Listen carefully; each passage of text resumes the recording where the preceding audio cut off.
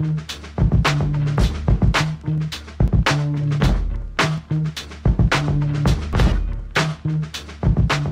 impact of syllabus illibus is insane to me because we only had one song. Like, we made one song. And it was like this huge ass like thing of some cult following from one song. Like, we never made anything else. So I don't know, I can't really explain any of that shit. Like, it was insane. Aaron from Rubber Room was trying to like branch off and be like an entrepreneur type guy and have like a stable of artists or what have you. I was one of those artists, and he kind of like put that together, and he wanted to produce us or whatever. So we went out, I think that might have been at, was it Shakespeare crib? It might have been something like that, but somebody crib, I don't know. We went out, recorded that song in one wop. I think niggas had colds and shit. Half of us was sick as hell when we recorded it and shit, but we did the song, put it out, and people caught it on like NUR, HBK, had it on tapes. It crossed state lines just from being in rotation on mix shows and shit, and really caught a lot of attention. Too bad we couldn't do shit with it. Like, that whole shit started and ended in a blink of an eye. Like, by the time the song was heard by most of the people that heard it, the group wasn't even, it didn't exist no more. Like, there was no vehicle to jump on and like market or promote. Like, that shit was a dead issue, regardless of like how dope it was or how people felt about it or whatever. You know what I'm saying? That shit kind of like killed itself, you know? One of them things.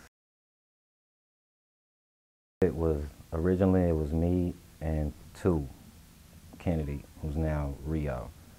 And it was just pretty much that. We were a faction of Cyanide, and we just, you know, did some Chicago murder shit for the most part. It was like our little gangster group or what have you and shit. But that was like we kicked that off, and it immediately turned into like a beef issue because the name was kind of jacked by some dudes we knew but didn't know, and they kind of ran with it. So that whole like Chicagoutfitt shit kicked off with drama. Like, everything Cyanide was involved in was like drama filled. Like, the first hip hop props awards, remember those in Chicago? Like, the first annual one, we got kicked out.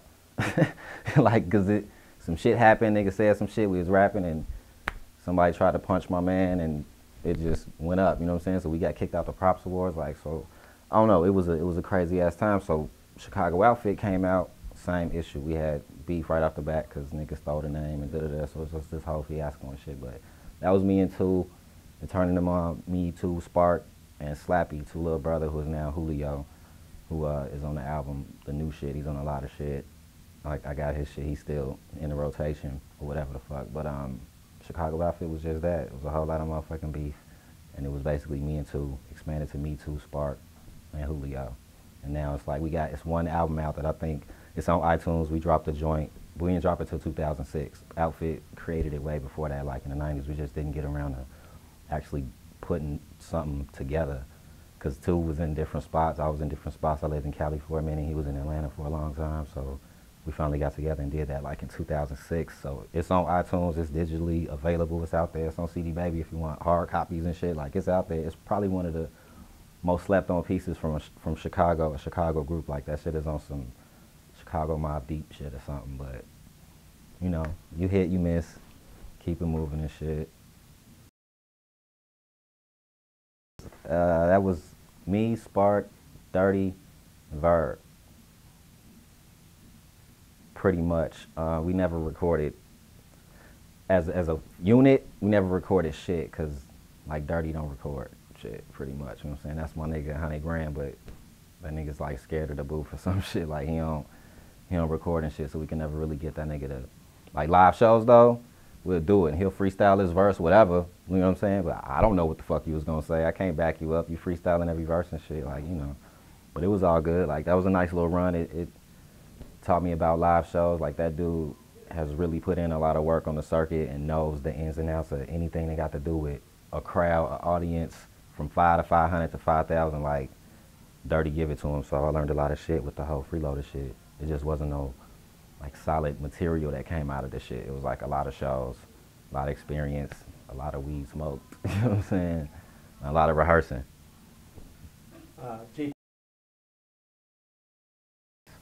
That was me, Marco, Tony Baines, and Stefan Bionic.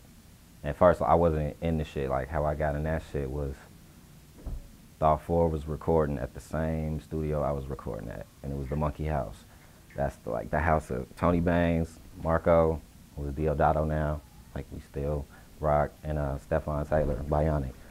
Like that was like they inner sanctum and shit, you know what I'm saying, where all the JPS shit got recorded, where pretty much everything got recorded. So when I linked up with them, like I wanted to fuck with that studio and that sound, so I was one of the artists doing that, and Thought 4 was another one. And I started coming to sessions that weren't mine.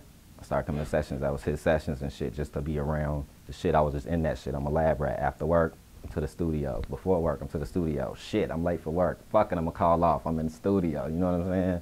So fucking with that record and like being vocal and starting to say shit after everybody got comfortable was just like, man, we should probably do this on this record, or maybe y'all should do that, or on that part, maybe this. Just subtle ass shit.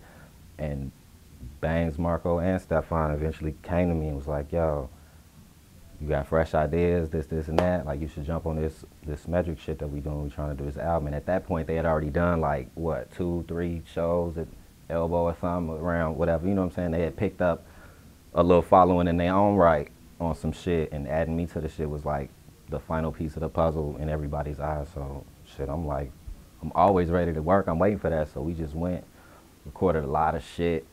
Never really dropped that one either and shit. Just Stefan moved to Cali after that. Was it Cali? Nah, Boston. It was Boston, nigga. He moved to Boston and shit. And, you know, that shit kind of froze because we didn't really have enough material to put an album out, but we didn't want to do like a half-ass EP either. Then it ended up everybody started working on what they was working on, and it kind of got its own dats though. Like we got all that shit. Like it's all, we got dats of that shit for days, boy. It's a gang of Schmedrick shit that exists that we just like. And it's good that we made it. It's like some timeless shit really. Cause when I pull it up and listen to it, it's still like, damn, it's a lot of relevant shit in this record, and we did this shit like 12 years ago or something, you know what I'm saying? Like that shit's insane. But the Schmedrick shit was done, that was like the studio learning experience. Like if Freeloadaz was like stage shows and getting that shit together, then like the next phase of the apotheosis of Griffen or what have you, you know what I'm saying, was like the studio experience and learning from Stefan, learning from Bangs, learning from Marco. So after that, I could be self-sufficient in the lab. Like I can go in the studio, make the beat, record the shit, engineer the shit, spit the vocals right there. I don't need nobody else in the motherfucker at all at this point, you know what I'm saying? And that shit was a process, long ass process. That's why the album title is Apotheosis, you know what I'm saying? Because it's like, all right, here's the culmination of this entire process now, and here's the result of that, you know what I'm saying? You know, funding, money is like the main reason why a lot of shit doesn't come out from an artistic level or whatever. But the concept of this shit was like on some Slick Rick shit, like the best, the rap shit that you really remember. Even Biz Markie made his whole name off the shit, is like stories and shit. And it started getting away from that shit at the time. I felt like it got away from like niggas telling stories and niggas really focusing on that part, like stories about whatever. Biz Markie write some shit about taking his shit, a whole song, you know what I'm saying? Like, what the fuck, how can you, you know, and people stop doing that shit. Where it's like, that's his little lane, cool, but it's other lanes where you do songs that's about shit. And Theater of the Mind was like, this song's about shit that you can see. I'm saying it, but you can see the shit, you know what I'm saying? And at the time, I think I had like, started listening to old time radio, and they had shit like that, like Theater of the Mind and the old shows from the 50s and shit, and it was tripped out how they doing an audio movie, basically, but you can see all this shit. Like, you don't even need to see shit, and it's way better of a picture because you paint it yourself, as opposed to a film where it's like, this is the picture they drew. That's pretty much all you got to work with. This is what you see, we give it to you. But audio shit is like, everybody else is gonna see it different, because you hear some shit and your brain is forced to paint the picture for you and shit, which actually turns out better. You might identify with that more. So all the shit from the early hip-hop shit that you remember or that really sticks out is like a fucking story that was about some wild shit, like Slick Rick, children's story, boom, pops out immediately, like, and it was a story on some crazy shit, like, nigga, that did not happen, but you said the shit dope as hell, and I saw it happen, you know what I'm saying? And that was like that shit I was trying to, like, get back on that super visual shit with that whole shit, and like, you know what, 15 years later, Ludacris dropped Theater of the Mind and shit, like, wow, nigga was on to something early, you know what I'm saying? No shit. Shit, after all the shit you're talking about, like doing all of these projects and trying to put them out and shit, and there's really no vehicle and no lane in the city for that shit. And enough years of back-to-back trying to like force a lane to happen, or you know what I'm saying, get a SOS, get some attention, and ain't no plane landing to save you, shit, you're gonna have to get off the island yourself and go get it. And then you watch, I'm watching like anybody that went and did it, left for a second. They had to go somewhere else, murder somebody else's spot, blow that shit up, and then they could fly back first class and shit. So I was really on that shit like, all right, this nigga went east and these niggas went down there, so fuck it. Like I went to Atlanta for a minute, and that shit was, ended up doing way more non-music related bullshit than music bullshit, and it didn't work out too well and shit. But I came back from that, and LA was really the move, just cause like you could bump into anybody walking around in LA, like literally I felt that way. So as long as I got there, something gonna pop. Fuck it, I got a little bit of change, I'm gonna go out there. Stefan had moved out there, he's like, come out here, we'll record the album. I'm like, cool. So I went out there for a couple months at first just to check it out, see what's up. Dug that shit, recorded the album, came back, had it pressed up. That was like Insomnia and shit. That was the first like joint I pressed up with a barcode and shit. That was like in 2002, 2003. And like put that shit out myself. That's when Unlabel got created. I went out to California, filed paperwork, all that shit. Like Unlabel was a real company and shit, like a limited liability company. And like I was trying to make the next move. Like with each thing, it had to be bigger than the last thing, or there was no fucking point to doing the shit. You know what I'm saying? So all right, now it's like, I got an album, I'm finna put it out on my shit. Fuck it. Nobody else gonna do it. I can't find the funding. It's funny style where I ain't learned the language of the financial side of this shit and how to get somebody to do that. Then all right, I'm just finna try to be as visible as possible and shit. I'm gonna put this shit out myself, see what the fuck happened.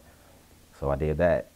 Then once I pressed them up, circulated them through the shot a little bit, went back to Cali like, I'm gonna be out here and push this shit out here and get seen out here and see what happens. I might end up in a commercial or some shit. Whatever the fuck do it, that's the catalyst, I'm with that, you know what I'm saying? So that was my attitude. I just need to be where shit is at. You could walk down Colorado Avenue in Santa Monica and it's MTV, like where they go to work at, you know what I'm saying? It's like this building right here in Columbia, and you know what I'm saying? Like all of this shit is like a long ass line, like blocks of the shit, and it's nothing but these suits and these motherfuckers that really run these companies going to work. Man, I'm gonna run into somebody, you know what I'm saying? Something, shit, and this is where y'all at. Y'all not in Chicago. I'm not finna run into you. It's only nice here 3 months out the year. You ain't even in this motherfucker then type, you know what I'm saying? I'm definitely not finna bump into you or know who you are, so I gotta be where it's more possible. The probability is raised and shit, you know what I'm saying? If we working with math, the odds is better where it's more motherfuckers doing picking and shit, so that was my attitude on the shit. So I went that way, and then I finally had like people out there. Somebody was like, all right, cool, we gonna, okay. You know what I'm saying? I'm not just in California and shit for the most part and shit, so it was good.